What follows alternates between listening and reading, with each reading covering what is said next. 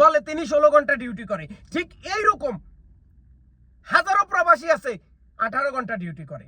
আসসালামু আলাইকুম। মাননীয় প্রধানমন্ত্রী জনাব তারেক রহমানকে নিয়ে একটা ভিডিও তৈরি করার পরে রীতিমতো ভিডিওটা ভাইরাল হয়ে গেছে। সোজা কথা, এখন এইখানে এই ভিডিওর ভিতরে কিছু জারব সন্তান ঢুকে গেছে।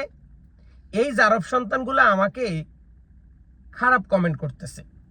কি জন্য খারাপ কমেন্ট করতেছে? কেউ বলতেছে আমি জামাত ইসলাম, কেউ বলতেছে আমি আওয়ামী লীগ, কেউ আমাকে অনেক অনেক কথা বলতেছে। আমি জিজ্ঞাসা করলাম বা আমি জিজ্ঞাসা করতে চাই, বাট হোয়াই? কেন তুমি আমাকে গালি দিতেছ? কি কারণে? আমি ভুল কোথায় বলছি?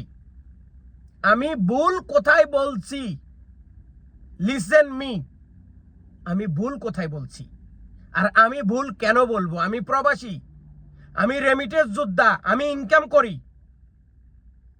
ওকে, আমি ইনকাম করি, আমার বলার অধিকার আছে,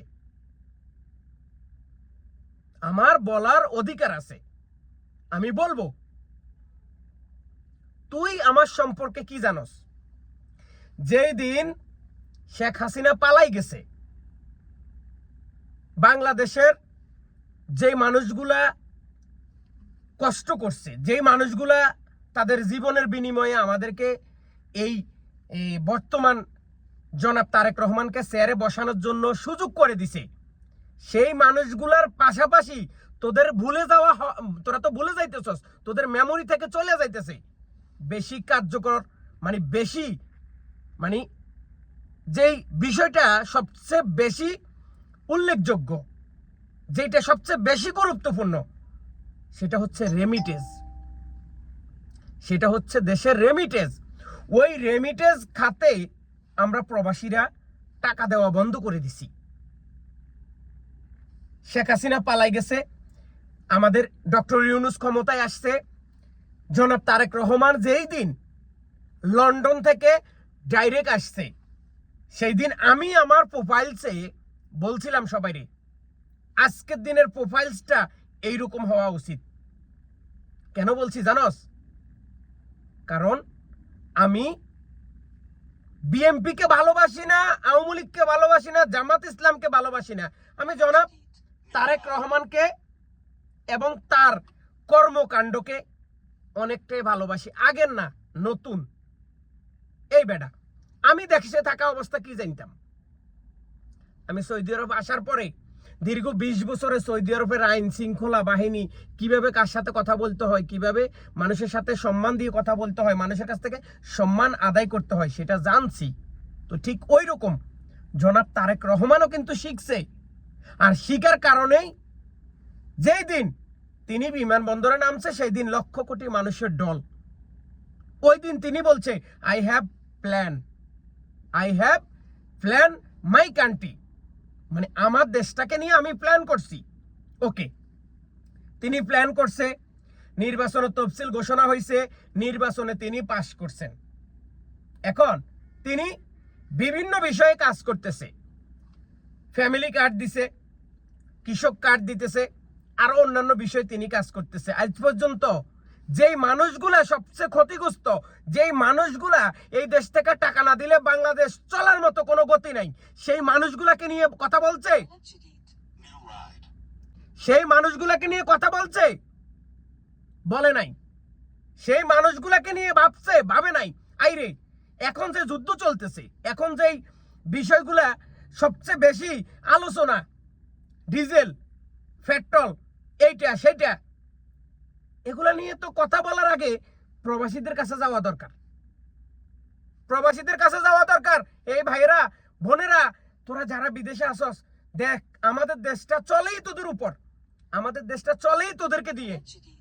তোরা কোনো প্রকার আমার দিকে খারাপ নজরে দেখিস না। ইনশাআল্লাহ আমি প্রবাসীদের জন্য কথা দিছি, আমি প্রাইম মিনিস্টার কথা দিতেছি, আমি জনাব তারেক রহমান কথা দিতেছি, তোদের প্রবাসীদের ভাগ্যের চাকা আমি খুলে দিব, তোদেরকে আইডি কার্ড দিব, এমন একটা অবস্থানে তোদেরকে নিয়ে যাব, তোরা বিদেশ থেকে চলে আসার পরও বাংলাদেশে তোরা কিছু করতে পারবি, এরকম কথা বলছে।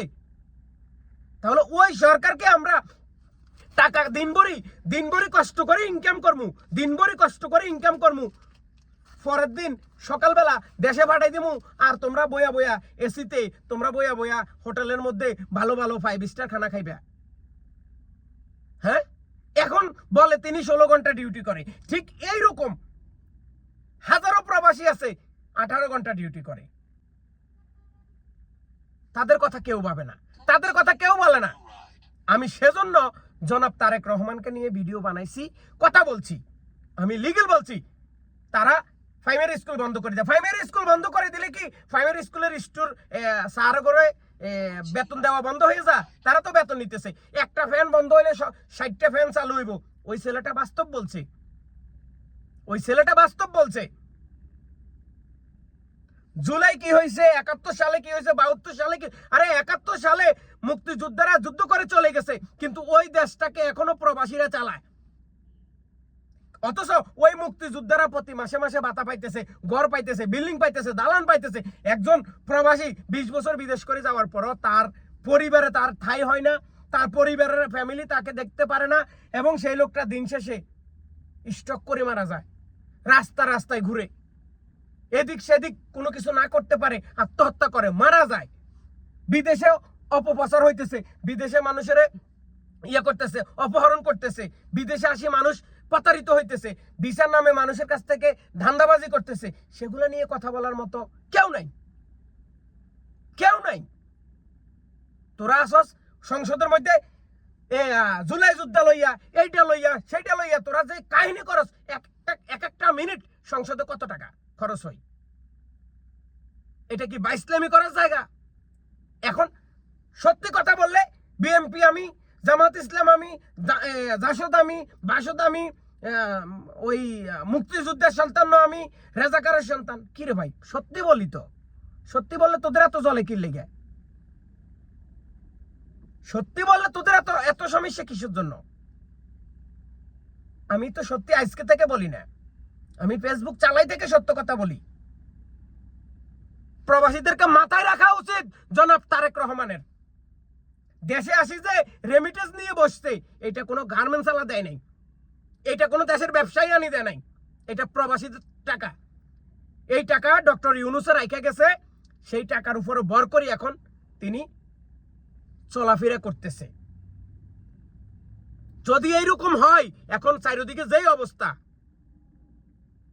বিখ্যাত থালা নিয়ে 18 ঘন্টা না 20 ঘন্টাও যদি জনাব তারেক রহমান অফিস করে, অফিসের এরকম বাতি আর চলবে না। এরকম অন্ধকারে বসি কথা বলতে হবে, রাস্তায় গাছের নিচে বসে কথা বলতে হবে।